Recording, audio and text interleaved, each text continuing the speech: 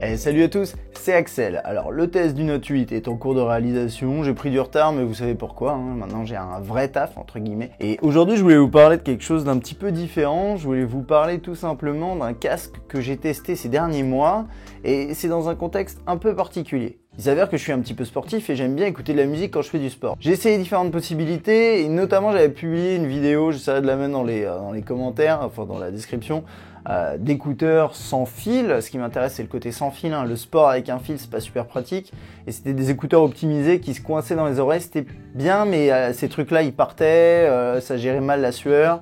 Ça tenait pas bien, il y a plein de trucs comme ça. Alors je sais qu'il y a des intras qui marchent bien pour le sport, qui sont parfaits, mais moi j'avais envie d'essayer un autre truc, j'avais envie d'essayer un casque. Alors par contre, pour un casque sans fil pour le sport, il fallait qu'il soit petit, léger et idéalement pas trop cher, puisque on se dit, voilà, vous êtes en train de courir, si le casque il tombe, si vous trébuchez et que le casque il s'explose sur le sol, c'est un petit peu con quoi. Donc j'ai cherché des solutions et finalement la solution est arrivée à moi. C'est-à-dire qu'il y a une boîte qui s'appelle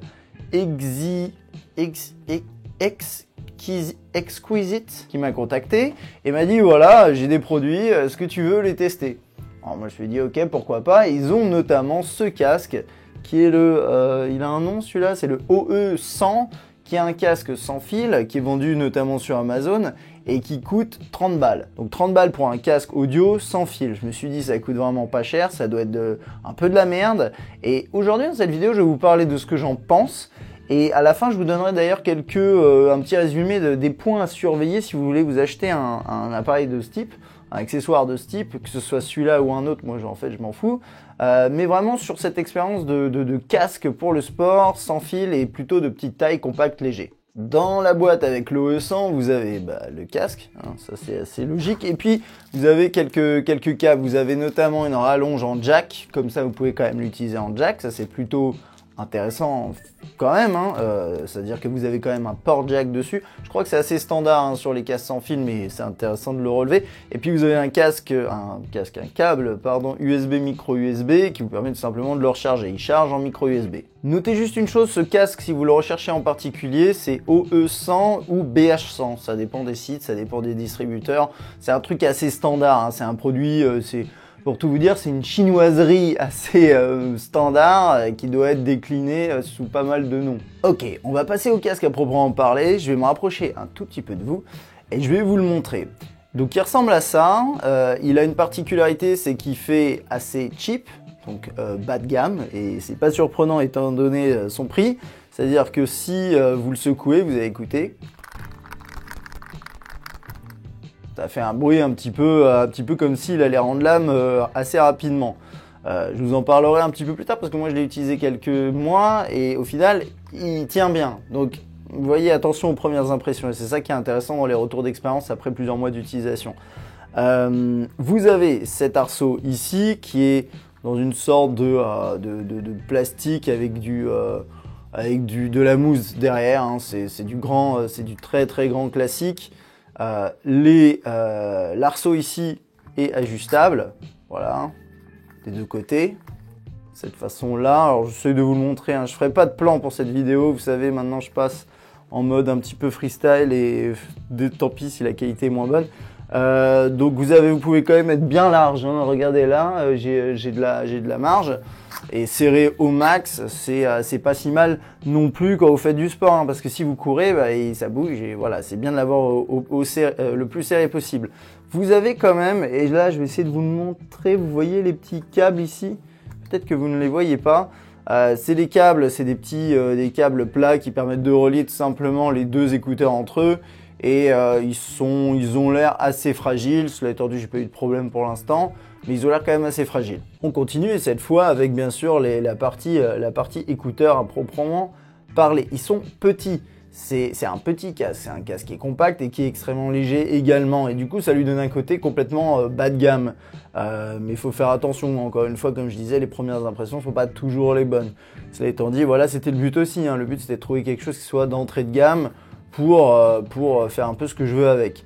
Donc vous avez des coussins ici qui sont mous, ce revêtement qui est ce qu'il est, c'est-à-dire une sorte de plastoc qui absorbe pas du tout la sueur, qui l'évacue assez mal. Voilà, je vais vous en parler un peu plus en profondeur un peu plus tard, mais c'est pas spécialement fait pour. D'ailleurs, c'est pas un casque qui est vendu pour être optimisé pour le sport.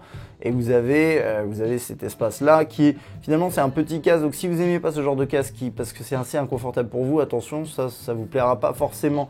Et puis, de ce côté-là, on a la partie un peu intéressante, interactive finalement. Quand je dis interactive, c'est tout simplement la zone qui permet d'interagir avec les fonctions du produit. Donc là, vous avez le bouton qui permet de l'allumer. Vous restez appuyé dessus. Toc. Et ensuite, ça fait une petite lumière bleue que vous voyez, c'est le classique. Ça veut dire qu'il est en train d'essayer de s'appairer et qu'il n'arrive pas. Vous avez, pardon, quoi d'autre? Vous avez cette petite molette. Alors, est-ce que je peux zoomer encore? Ouais, plus ou moins. Donc cette petite molette, elle permet de faire un peu tout. Vous appuyez une fois dessus, ça va mettre en pause play, ça va faire play pause. Vous descendez, vous remontez, ça va changer de morceau et vous restez longuement en haut ou en bas, ça va augmenter ou baisser le volume. Donc vous pourrez gérer le volume, gérer les morceaux et gérer la pause et la lecture. Pour moi, c'est à peu près suffisant, c'est à peu près tout ce qu'on veut. Le bouton est assez pourri, c'est-à-dire que c'est une petite molette qui fait vraiment très bas de gamme. Et elle rendra pas l'âme immédiatement, mais peut-être un jour. Et c'est vrai que quand on court, d'arriver à appuyer dessus, c'est pas toujours facile, mais ça fait quand même le taf. Je vais l'éteindre, on reste appuyé sur ce bouton-là. Je crois que c'est bon. Et ensuite, de ce côté-là, dernier élément, on a le trou pour le jack 3.5 mm si vous avez envie. Et le micro USB pour le recharger. Il y a également un micro, puisque j'en ai pas parlé, et vous pourrez aussi téléphoner avec. Je parlais rapidement de qualité du son. Pour moi, en tant que tel, c'est pas forcément important en sport. Alors oui, il faut pas que ce soit vraiment dégueulasse, ce qui n'est pas le cas. C'est-à-dire que ce qui va être plutôt intéressant pour moi sur un truc pas cher, et en plus pour le sport, c'est le volume. Et déjà de base, il crache pas, il sature pas, il n'y a pas de problème par rapport à ça, et le volume est, je trouve, suffisant pour, par exemple, je suis dans une salle de sport et il n'y a aucun souci. Parfois, dans ma salle de sport, ils mettent de la musique. Si j'aime pas la musique qu'ils diffusent, ce qui est souvent le cas parce que les gens ont des goûts de chiottes, je peux mettre mon casque et j'aurais pas forcément à supporter le vacarme ambiant. Cela étant dit, voilà, ça recouvre pas toute l'oreille, donc attention, hein, vous entendrez quand même un peu ce qui se passe autour de vous. Et quand on court, eh bien, bon, c'est un petit peu différent, c'est en extérieur. Le volume est suffisant, j'aurais bien aimé un poil plus, mais c'est pas forcément un gros problème. Niveau qualité sonore, pour moi, c'est largement suffisant pour la pratique sportive. Attention, si c'est pour écouter de la musique et kiffer votre race, ce sera largement pas suffisant. Et par contre, pour les appels, donc j'ai testé un tout petit peu, ça fonctionne bien. Mais la qualité du micro est pas incroyable. Ça suffira pour un appel occasionnel, mais si c'est votre métier de passer des appels à des clients ou je ne sais trop qui, oubliez, ça suffira pas. Ok, si on passait rapidement sur le confort, donc pour le mettre, c'est un casque, sans blague, ça se met comme ça. Hop, voilà. Et moi, je trouve qu'il n'est pas inconfortable. C'est un casque qui fait le taf par rapport à ça. Il sert pas trop. D'ailleurs, c'est peut-être un problème, j'en reparlerai dans un instant. Il s'ajuste assez rapidement et là vous voyez pour régler les boutons, faut appuyer pour accéder au bouton, faut appuyer ici. Donc quand vous courez, vous le touchez quoi. C'est assez facile de le repérer. C'est assez mou ici sur les côtés pour que ce soit pas dégueu. Par contre moi ce que j'ai quand même constaté c'est que quand vous faites du sport, généralement vous augmentez la température de votre corps, à part si vous foutez rien et que vous passez votre temps à parler avec des gens, comme ça arrive pour certains. Vous chauffez et concrètement vos oreilles vont chauffer également et avec la sueur et tout, ça peut devenir au bout d'un moment désagréable. Donc moi j'ai l'habitude de faire concrètement je suis comme ça et au bout de peut-être d'une demi-heure je vais un peu le poser comme ça. C'est aussi le concept du casque et ça c'est ce qui est pratique, si vous le mettez autour de votre cou, il n'y a pas de problème. Donc voilà, ça c'est pour info, il chauffe un petit peu quand même. Mais au global, j'ai trouvé que c'était pas inconfortable. C'est un casque qui est assez confortable à porter, même si, comme c'est des petits écouteurs, ça recouvre pas toute l'oreille et du coup, ça appuie un petit peu au milieu. Donc ça, vous connaissez un petit peu le concept, je pense. Par contre, je l'ai précisé, ça, c'est vraiment un point qui est positif sur ce casque, c'est qu'il est très léger. Et comme il est léger, quand vous courez, vous le sentez pas peser sur la tête. Quand vous courez à chaque secousse, on va dire, c'est pas gênant.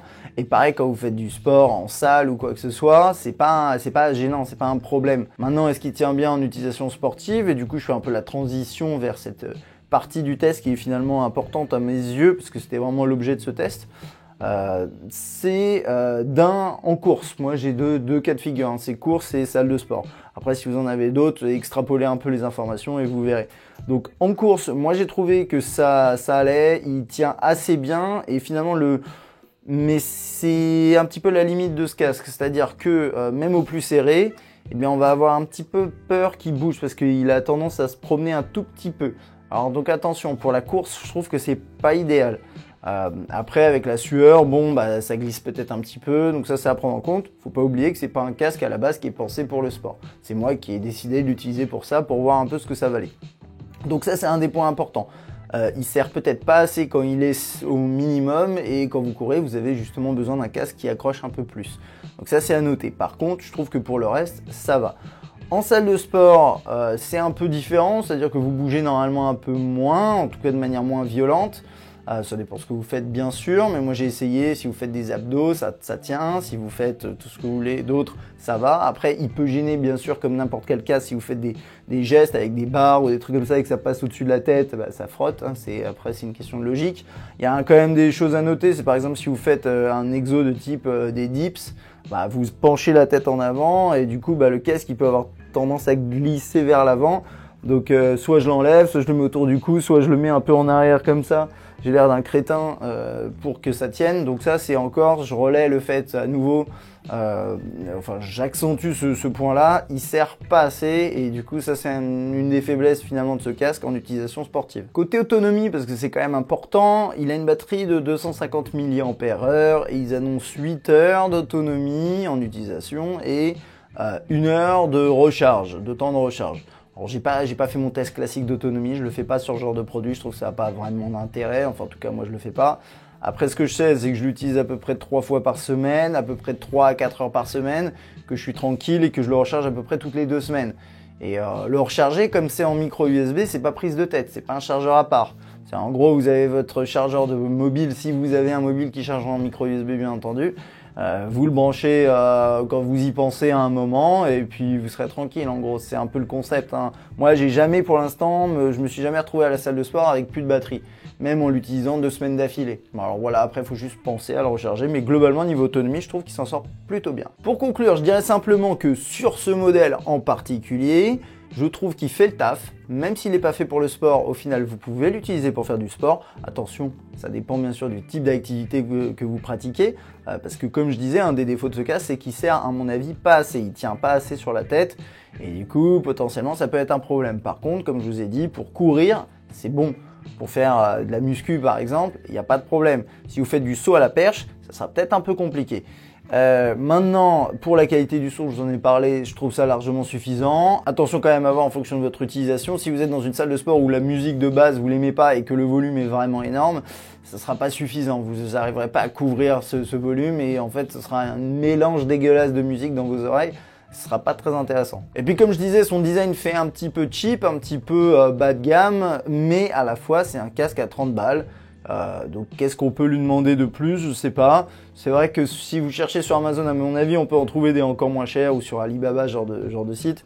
Mais pour le coup, 30 € pour un casque sans fil, je pense que c'est quand même assez peu cher. Pour terminer cette vidéo, j'ai dressé une petite liste de points que je vous conseille de regarder si vous voulez vous acheter un casque similaire, celui-là ou un autre, pour une utilisation sportive. Pour moi, le premier point, c'est qu'il faut qu'il soit compact et léger. Pour pas être gênant, faut que vous l'oubliez idéalement. Et celui-là, bah, j'ai tendance à pas forcément l'oublier parce que quand il menace de tomber, c'est un petit peu chiant, donc on l'oublie pas. Et puis il chauffe un petit peu. Donc ça c'est dur, il faut vraiment avoir des avis de testeurs là-dessus. Faut qu'il puisse supporter la sueur. Alors moi je dis ça pourquoi ?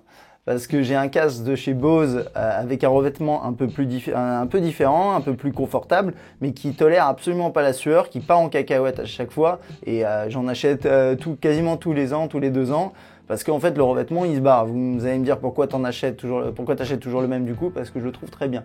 Mais c'est le seul défaut qui est assez majeur. Faut qu'il tienne bien sur la tête. Alors ça encore une fois c'est un point qu'il va falloir vérifier dans des tests. Mais c'est super important parce que celui-là il tient moyen mais ça fait le taf. Attention, si vous tombez sur un casque qui tient moins que ça sera un calvaire. en utilisation. Le volume du son est important. La qualité, vous allez me dire oui, mais moi je trouve que c'est surtout le volume. Faut pas que ça sature, mais c'est le volume aussi qui est important, donc faut pas que ça sature et le volume doit être important. Après, je pense que s'il n'y a pas un maximum de basse par exemple, ou le son n'est pas en ultra haute fidélité, eh bien écoutez, si vous êtes en train de faire du sport, vous n'avez pas forcément besoin de ça. Mais ça, vous ne serez peut-être pas de mon avis.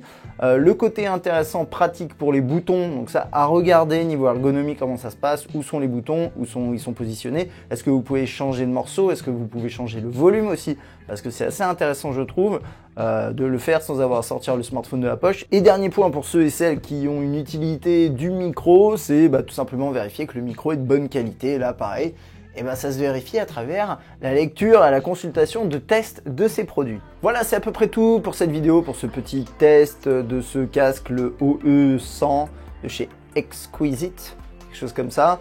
Je vous mettrai le lien dans la description si vous voulez éventuellement l'acheter sur Amazon. Dans tous les cas, prenez en compte peut-être mes conseils si vous avez besoin d'acheter un casque similaire. Et si vous avez d'autres conseils à donner ou des produits à conseiller du même type pour tous les viewers, n'hésitez pas à laisser un commentaire. Si la vidéo vous a plu, vous savez quoi faire. Je pense que j'ai plus besoin de vous en parler. Et moi, je vous dis à très bientôt. Allez, ciao.